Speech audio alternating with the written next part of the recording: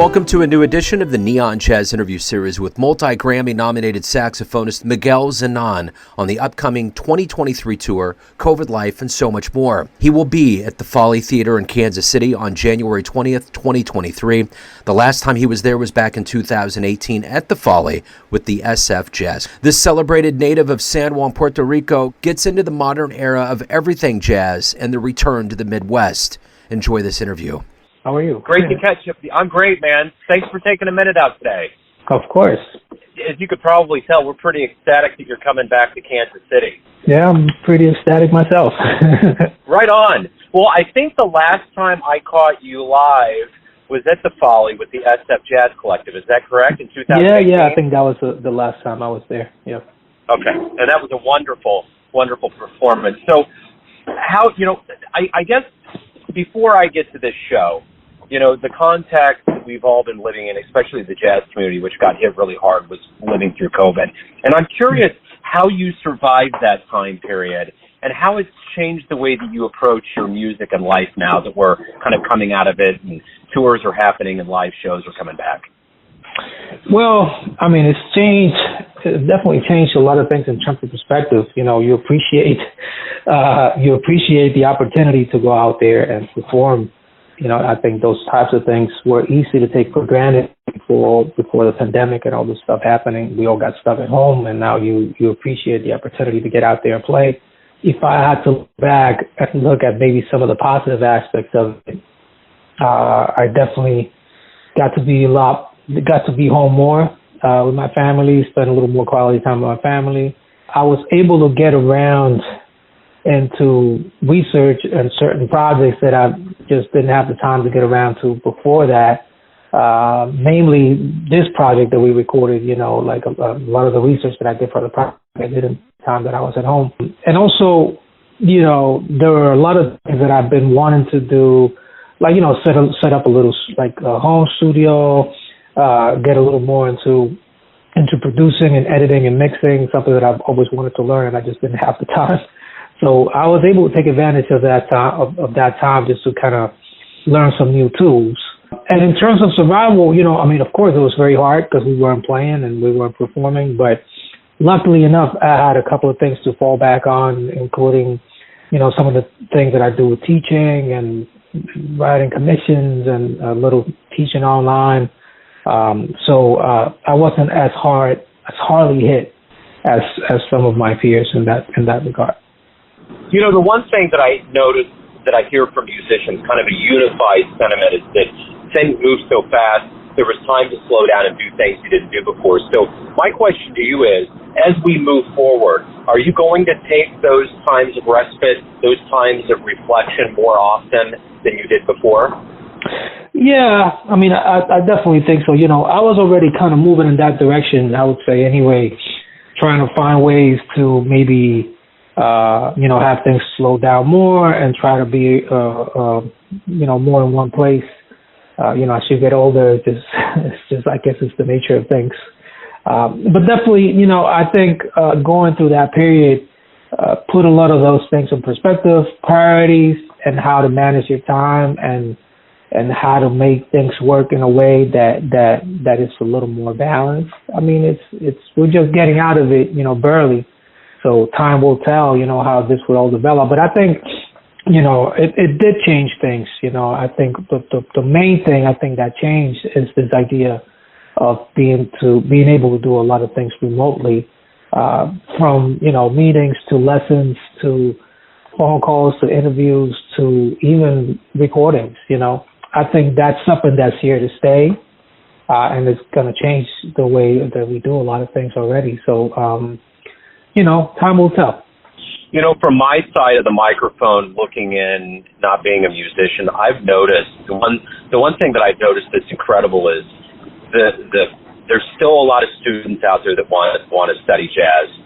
A lot of young players are out there. It seems as though the entire jazz community is stronger than it's ever been before. Are you noticing that? Well, yeah, it's definitely strong. I've never really noticed it dwindling. I'm one of those people who always feels like it's like today is better than yesterday. In terms of like the amount of the amount of musicians, the level of musicianship, the hunger, the creativity. I just feel like it gets better and better, and there's more and more people out there. I do feel, as I spend a lot of time teaching and teach at some really great schools, and see a lot of amazing talent, and I do feel that I feel like there's a need for more opportunities for some of these young musicians. One of the negative things that was brought by the pandemic is like, you have a lot of venues that close down and a lot of, opportunities that just kind of close down for a lot of these musicians. As someone who's been around for a little while, I would like to see more opportunities for these young musicians, more opportunities to play, more opportunities to write music, more opportunities to be able to teach and share what they have to share, because I feel it's definitely a generation that's struggling finding a way to, say, okay, so this is something that I could do for the rest of my life and make a living and that kind of thing. You are getting ready to come to Kansas City with your quartet on the 20th of January, next Friday. Yep. What does it mean to not only come back to Kansas City, it's been a while, but to be able to hit the road and to get back out and do what you love? Well, I mean, going to Kansas City is always great. It's such a great city, great scene. Land of Charlie Parker and so many of our heroes. So it's special.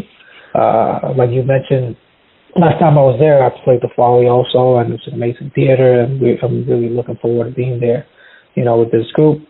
Going back on the road, of course, that means a lot. I mean, I mentioned earlier this idea about, and you probably heard this a lot from musicians, and I hear it a lot from my peers, this idea of like, we took a lot of what we have, we took it for granted because we didn't know it was going to be taken away from us.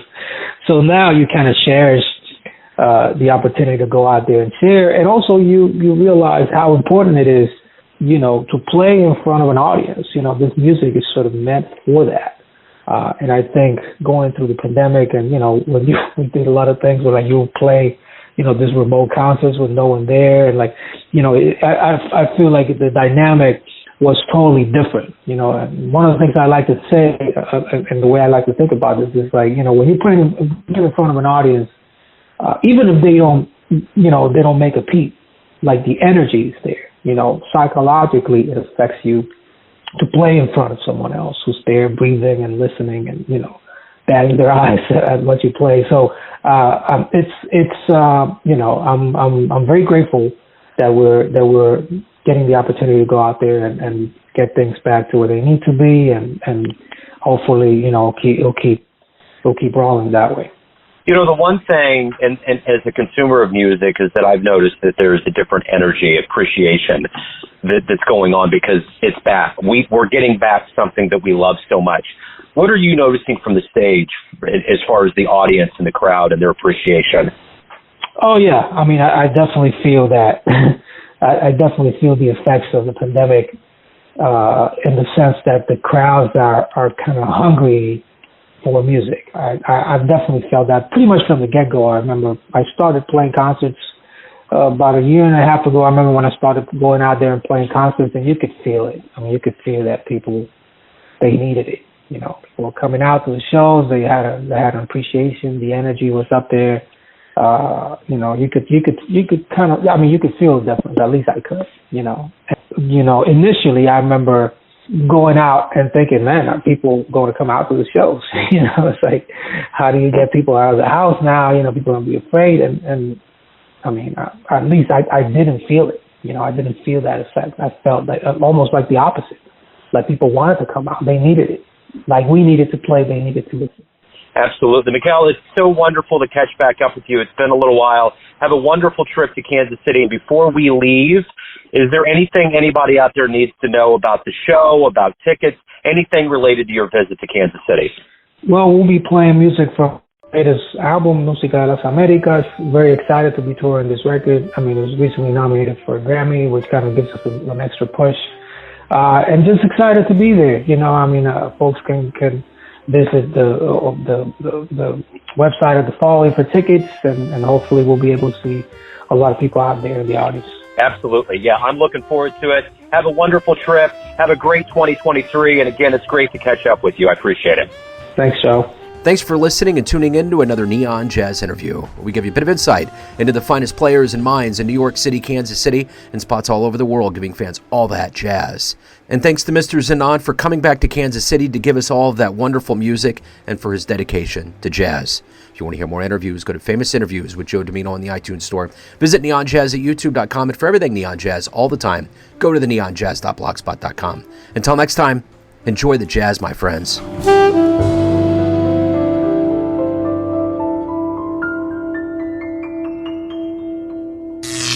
Neon Jazz.